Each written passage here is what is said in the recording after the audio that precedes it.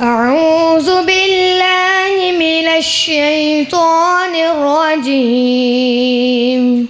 بسم الله الرحمن الرحيم.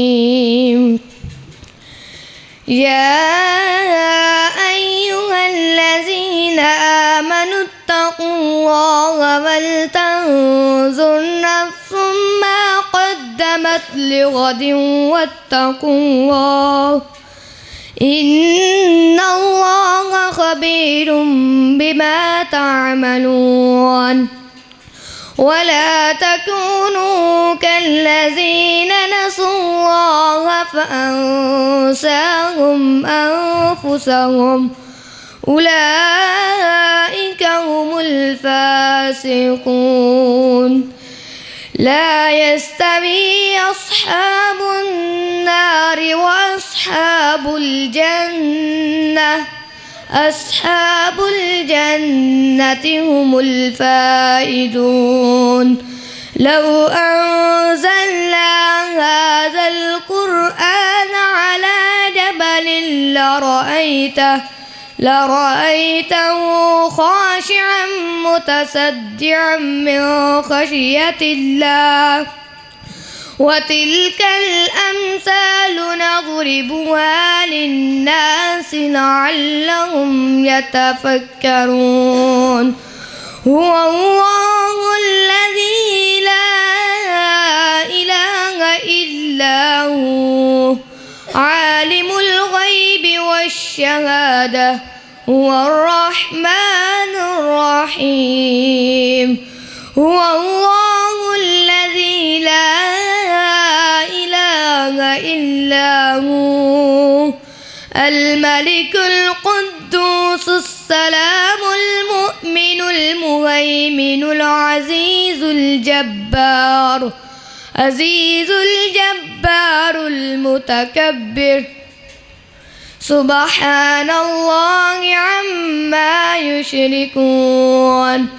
هو الله الخالق البارئ المصور له الأسماء الحسنى يسبح له السماوات والأرض يسبح له ما في السماوات والأرض وهو العزيز الحكيم. صدق الله العظيم.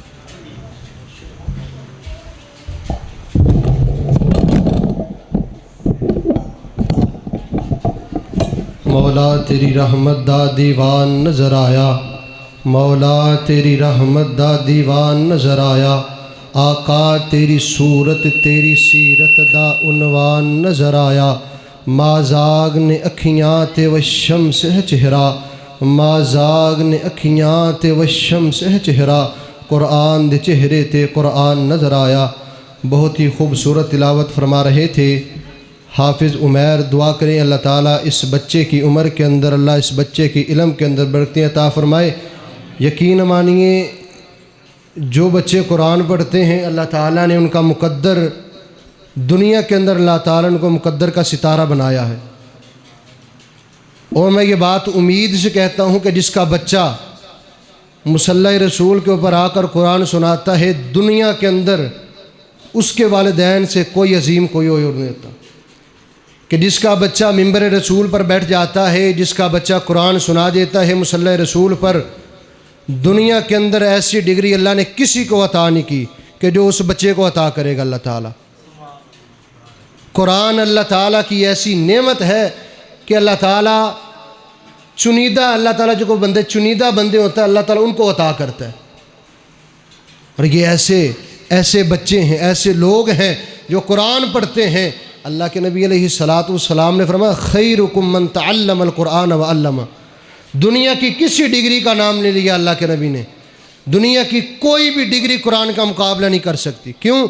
इन्ना नहनु नज़्ज़लना दिक्र व इन्ना लहु लहाफ़िज़ून। तीनों आसमानी किताबें अल्लाह ने ये नहीं कहा हम इसकी हिफाजत गारंटी लेते हैं। तीनों का नहीं बोला, लेकिन जब कुरान की बारी अल्लाह ने कहा इन्ना नहनु नज़्ज़लना दिक्रा व इन्ना लहु हाफ़िज़ून, हमने इस कुरान को अगर नाजिल किया तो हम इसकी हिफाजत भी करेंगे।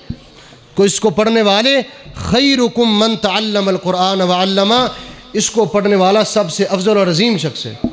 دعا کریں کہ اللہ تعالیٰ اس بچے کے علم کے اندر برکت عطا فرمائے، اور اللہ تعالیٰ آپ سب کو اس بات کی سوچ دے کہ آپ بھی اپنے بچوں کو جامعات کے اندر داخل کروائیں، کیونکہ جو بچہ دین کا تعلیم سیکھنے کے لیے جامعہ کے اندر جاتا ہے، اللہ تعالیٰ اس بندے کے لیے، اللہ کی ہر نورانی مخلوق جو ہے دنیا کے اندر اس بچے کے لیے دعا کرتی ہے۔